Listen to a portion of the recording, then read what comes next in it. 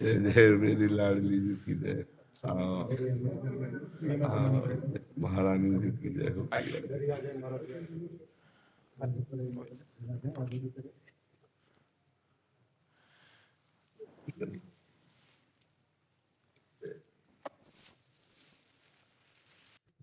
हरिवंश महाप्रभु ने एक श्लोक में श्री जी के अपार प्रेम सुख की प्राप्ति की बात की, एक श्लोक में पूरी बात कह दी।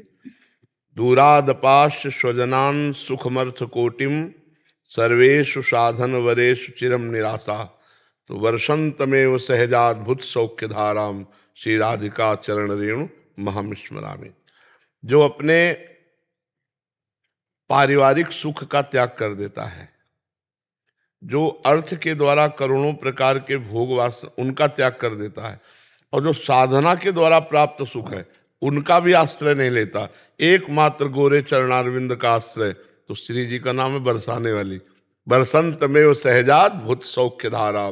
अनन्यता जरूर श्री जी को आवश्यक है। महारानी जी का सुख अनन्यता से मिलता है। जैसे मेरी महारानी श्री राधा रानी, जाके बल में सबसों तोरी लोक वेद कुल कानी, लोक वेद कुल कानी मेरी महारानी श्री राधा। है कौन? बोले लाल बिहारी को प्राण जीवन धन वार पियत नित पानी। स्वयं पर ब्रह्म परमात्म तत्व भगवान श्री कृष्ण चंद्रजू जिन प्रियाजू का जल वार करके पीते हैं, लाल बिहारी को प्राण जीवन धन वार पियत नित पानी मेरी महारानी श्री राधा रानी। भगवत रसिक सहायक सब दिन और सर्वोपरि सुखदानी मेरी महारानी श्री राधा रानी।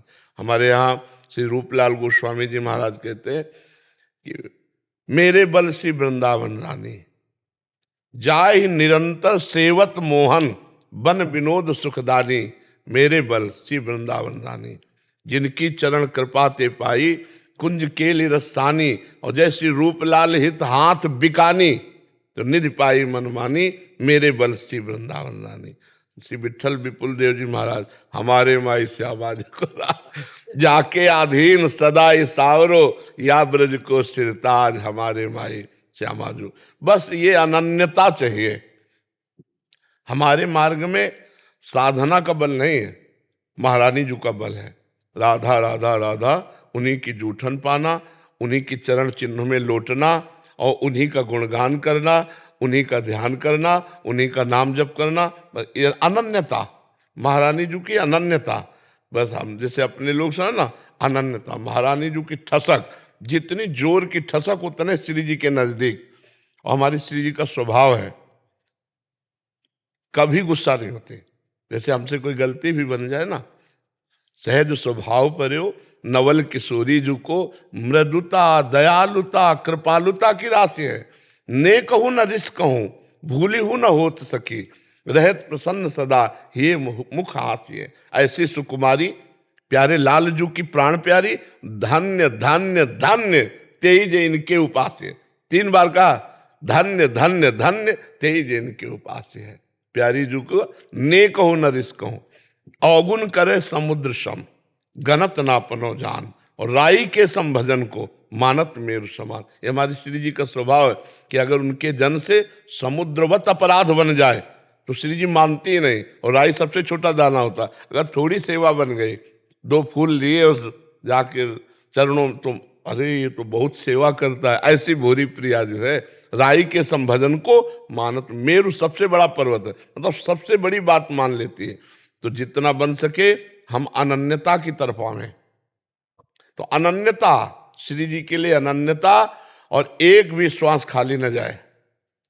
जो चाहते हैं नित्य सुख और मन को विश्राम, हित ध्रुव हित सो भजत रहो पल पल श्यामा श्याम श्यामा श्याम। बस नाम जब चलता रहे। हम लालजू को श्यामाजू से भी अधिक प्यार करते हैं, क्योंकि मेरी श्यामाजू की प्यारी वस्तु है।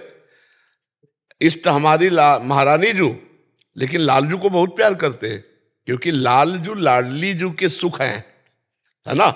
जैसे कोई कहता है कि आप श्री जी की बात करते रहे, तो लालजू हमें श्री जी से भी अधिक प्यारे, क्योंकि श्री जी के सुख हैं, श्री जी के सुख है। तद भावोत्सवता परम भवत में तत्प्राणनाथ हे रति। आपके सुख के लिए आपके प्राणनाथ में मेरी रति हो। आपके प्राणनाथ, मेरे प्राणनाथ श्री श्यामा शपथ करो तृण छिए। जो बहुत सुख मिला।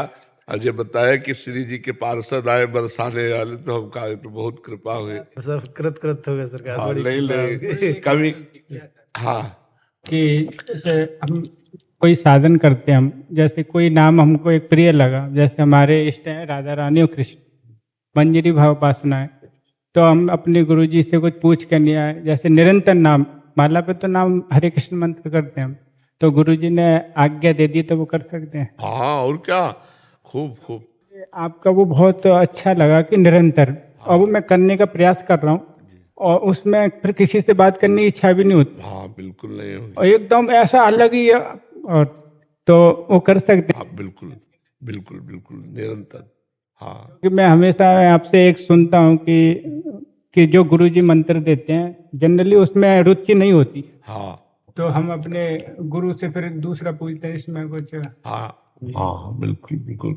और कभी कभी भाव युक्त नाम भी हाँ भाव युक्त नाम, जैसे मंत्र है और भी सब हैं, लेकिन अब भाव हमारा जुड़ जाए कि राधा राधा राधा, या श्यामा श्यामा श्यामा, या लाडली लाडली लाडली, तो हम फिर इसमें अनुमति की जरूरत नहीं है। क्योंकि अगर ना कह दिया उन्होंने और हमारी रुचि है तो फिर बिगड़ जाएगा मामला।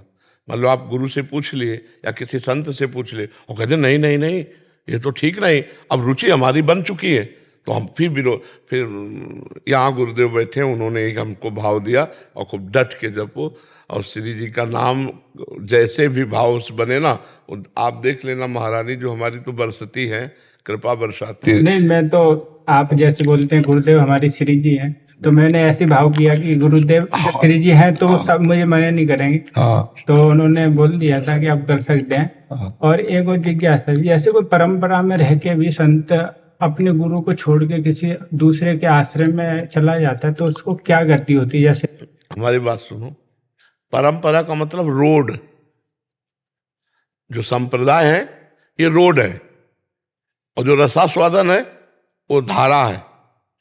ये रोड वही धारा में पहुंचा देते हैं, चाहे इधर से चलो, आप कहीं भी रहने लगो, आप सीताराम के आश्रम में रहने लगो, तो आप जपोगे तो अपना है, मानोगे तो अपने गुरु को ही, बस भगवत प्राप्ति है, कहीं भी रहो, कोई बाधा नहीं है। नहीं, वो अपने गुरु जी का मंत्र भी नहीं जप कर रहा है, तो अब ये है कि गुरु मंत्र नहीं जप कर रहा है तो क्या जप कर रहा है? दूसरे गुरु जी का क्यों? छोड़ दिया उसने, मतलब कुछ ऐसे ही। नहीं, एक रस में छोड़ना होता है। जैसे पहले राधा बाबा शिवोहम, फिर हरे कृष्ण, फिर राधा कृष्ण, फिर राधा राधा, रस में छूटता चला गया, वो बात अलग है। अगर दोष दृष्टि करके गुरु पे और फिर गुरु मंत्र का त्याग होता है तो मुझे लगता है उसकी आध्यात्मिक उन्नति में बाधा आ जाएगी। गुरु पर दोष दृष्टि ना करे और भाव, जैसे हम अपने बता रहे हैं, पहले हम सन्यासी थे, सन्यास मार्ग के थे काशी के, और फिर इधर आ गए प्रियाजुल, तो हमने ये देखा कि हमें प्रभु ऐसे चलाए हैं, तो हम कुछ छोड़ा नहीं, कुछ पकड़ा नहीं, प्रभु हमको ऐसा किए, तो वही भाव आप लाओ कि प्रभु ने ऐसा किया है, हमने नहीं छोड़ा, हम तो अपने प्राणपन से गुरु मंत्र और गुरु को मानते हैं, ऐसा भाव रखो। अब वही सर्वव्यापी गुरु ने मुझे ये नाम दे दिया है, अब उस नाम से मैं चल रहा हूँ, और इसका प्रश्न मत करना कभी, क्योंकि फिर इसमें दोष आ जाए। गुरु के प्रति दोष दृष्टि नहीं होनी चाहिए। मान लो कोई ऐसे गुरु के आचरण या कोई ऐसे शब्द हमारी दृष्टि में आए जो हमें लगता है कि हमारी श्रद्धा नहीं टिकेगी, तो दूरी बना लेनी चाहिए, पर श्रद्धा पे अंतर नहीं आना चाहिए, क्योंकि परमात्मा तो सब में विराजमान है, तो गुरु तो परमात्मा है ही है। तो क्या परमात्मा जो भी पूरी सृष्टि रच के कर रहे हैं हम उन पर दोष दृष्टि करते हैं क्या? उन्हीं की तो रची हुई सृष्टि है, धर्म अधर्म सब कुछ हो रहा है, वो छाती से धर्म प्रकट हुआ है प्रभु के और पीठ से अधर्म प्रकट हुआ है, तो हम कोई दोष दर्शन थोड़ी कर रहे हैं। अपने गुरु की कभी निंदा न करे, कभी दोष दृष्टि ना लावे, कभी किसी के सामने गुरु की बात आवे तो निष्ठा में तुरंत हो जाए, नहीं नहीं वो परब्रह्म परमात्मा है, बस, तो कभी हार नहीं होगी। कभी हार नहीं होगी। इसलिए अंदर से गुरु को प्रणाम करो और यही सोचो कि उन्हीं गुरु भगवान ने मुझे ये आश्रय दिया है नाम, और खूब जपो, अश्रद्धा मत करो। कभी ऐसे शब्द ना निकले जिससे गुरु की अश्रद्धा प्रकट हो, क्योंकि इतना तो समझना, इस सब में भगवान है कि नहीं? फिर गुरु तो भगवान है ही है। तो जैसे हम भगवान में कभी दोष दर्शन नहीं कर सकते, ऐसे हम गुरु में दोष दर्शन नहीं करें। अगर हमें दिखाई देते तो ये मेरी कमजोरी है, मुझे दूरी बना लेना है, लेकिन दोष दर्शन नहीं करना। इससे आपका अध्यात्म सुरक्षित रहेगा। ठीक है।